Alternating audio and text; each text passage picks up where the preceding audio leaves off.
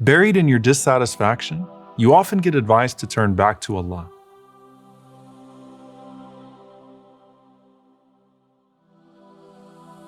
Pray to Him, they say. Talk to Him. He will make a way out for you, they say, but you just have to ask more.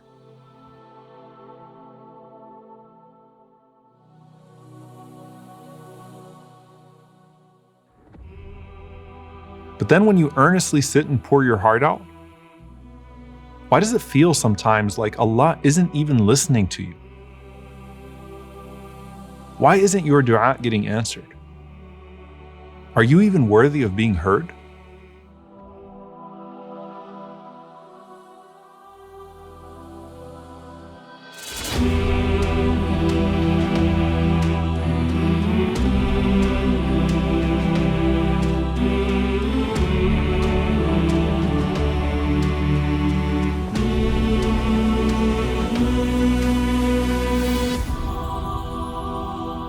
Salman al-Farisi radiyallahu ta'ala anhu narrates something beautiful. He says, إِذَا كَانَ الرَّجُلُ دَعَاءً فِي السَّرَّاءِ ثُمَّ نَزَلَتْ بِهِ ضَرَّاء فَدَعَى.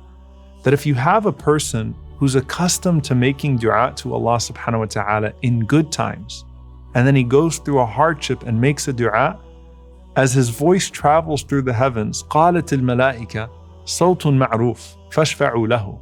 The angels say amongst themselves, that's a familiar voice. Let's go intercede to Allah subhanahu wa ta'ala on his behalf. But on the other hand, if a person is not accustomed to making dua in good times, فَنَزَلَتْ بِهِ ضَرَّاء فَدَعَى, and then a hardship visited upon him, and he called out to Allah, قَالَتِ الْمَلَائِكَةِ صَوْتٌ لَيْسَ بِمَعْرُوفٍ وَلَا يَشْفَعُونَ لَهُ. The angels say to themselves, that's not a voice that we usually hear. And so they don't bother to intercede on his behalf. I want you to ask yourself, how often does your voice travel through the heavens? Is it only when your world starts falling apart?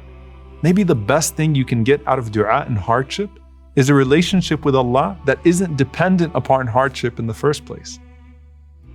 When Ibrahim alayhi salam had his hardest moment, he spoke of his Lord as an intimate friend that he already knew, and with such confidence he said, Inna Rabbi lasami'ud du'a. Without a doubt, my Lord always hears my du'as. And when Zakaria alayhi salam calls out to his Lord, he says, وَلَمْ أَكُمْ بِدُعَائِكَ رَبِّ شَقِيًّا. You've never disappointed me before with my du'a, O my Lord. And you would think hearing that Zakaria alayhi salam was a rich man with lots of palaces and children. But he was a carpenter in his 90s, living a very simple life, while he and his wife never were able to have children. And with that, he says, you've never let me down, O Allah. But how can that apply to you?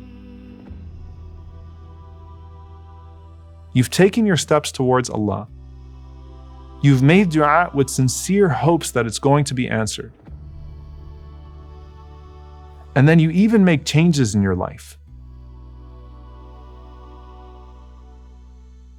You strive harder, but temptation still comes your way. Your old sins seem to keep resurfacing like test after test. Didn't Allah say that one step towards Him will cause Him to come to you with speed? Why does it feel like the temptations are coming at you just as fast? And when you continue to try to not be deflated and make reaching out to Him a part of your regular routine, sometimes your hardships seem to be endless. How is it that some people can still be so optimistic in the face of continuous hardship? Why don't I have that relationship with Allah? The Prophet ﷺ said, Ad-du'a huwa al-ibadah. Dua is worship. And you can't only worship Allah when times are tough. And one of the things that was so beautiful about him ﷺ was that if you saw him in sujood for a long time, crying and making dua, you wouldn't know if something really bad just happened to him or something really good just happened to him. Because both hardship and ease drove the Prophet ﷺ to the same position of prostration and prayer.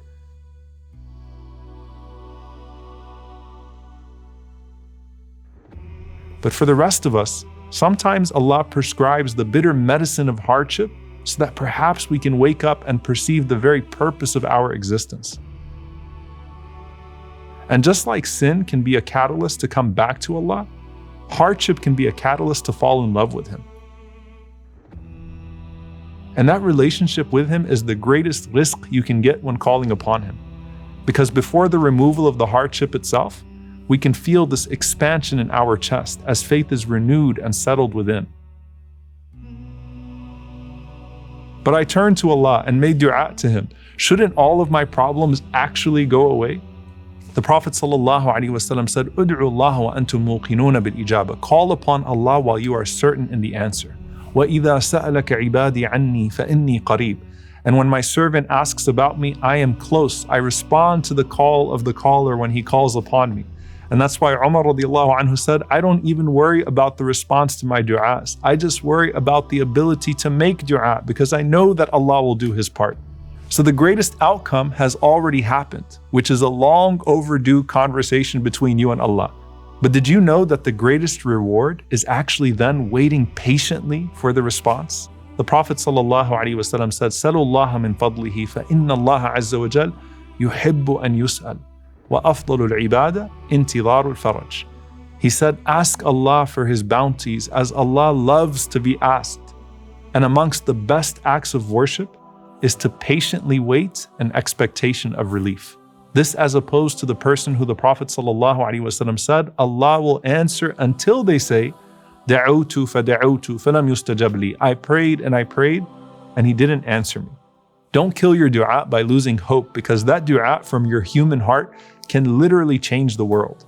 The Prophet ﷺ said, "La yaruddu al-qada illa ad-du'a, wa la yazidu fil umr illa al-birr."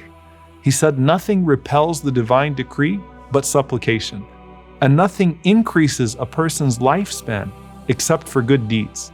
And there's a subtle wisdom in this scheme. Our most sincere du'as are usually when we're desperately trying to repel something.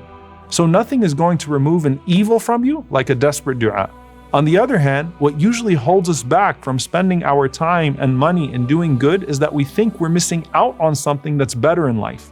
But nothing actually increases our time and sustenance like those good deeds themselves.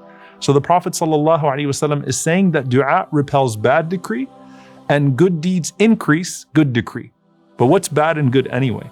One of the beautiful things about dua is that it's not limited to your request that comes from your limited perceptions of your own life and what you think is best for you. So Allah doesn't answer you in the way that you want, but He always answers you in the way that you need. The Prophet ﷺ said that Allah can answer in one of three ways.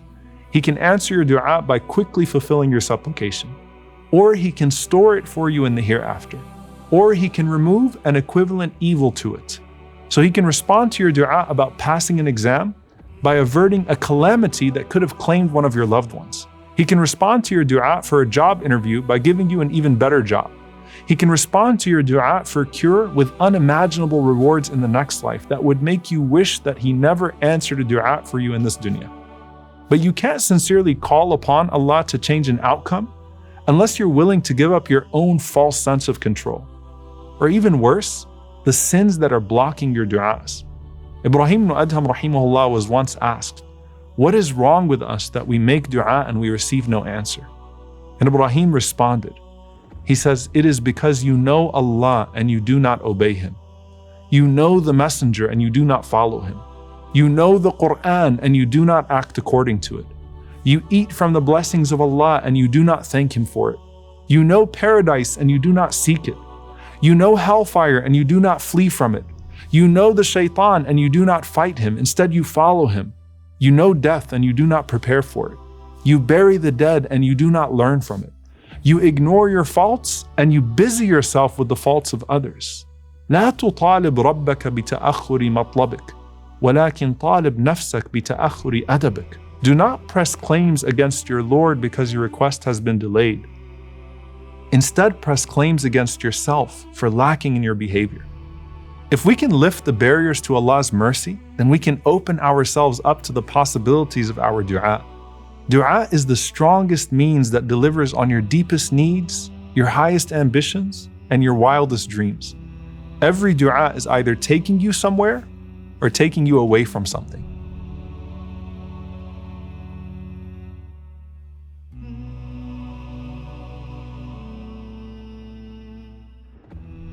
So when you see the people whose struggles seem tougher than yours, and wonder about how they still double down in sincerity. Try to emulate that connection and remember that you are calling upon a Lord even more merciful to you than your parents, who knows even better than you what is best for you.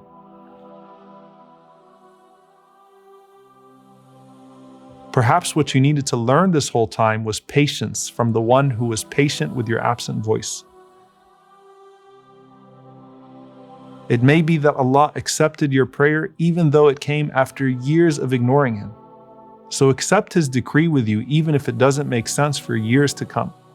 Because if Allah has not heard you call out to Him for so long, how can you be so hasty in demanding His response right now? But just know that He gave you a chance to make dua because He wants to decree in your favor.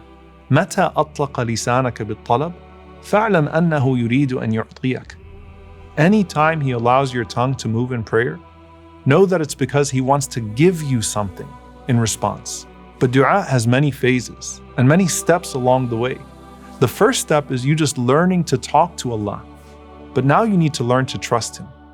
Because on the way to the answer of your dua, you're going to stumble a few times, all for your own good. قل لن يصيبنا إلا ما كتب الله لنا هو مولانا وعلى الله فليتوكل المؤمنون.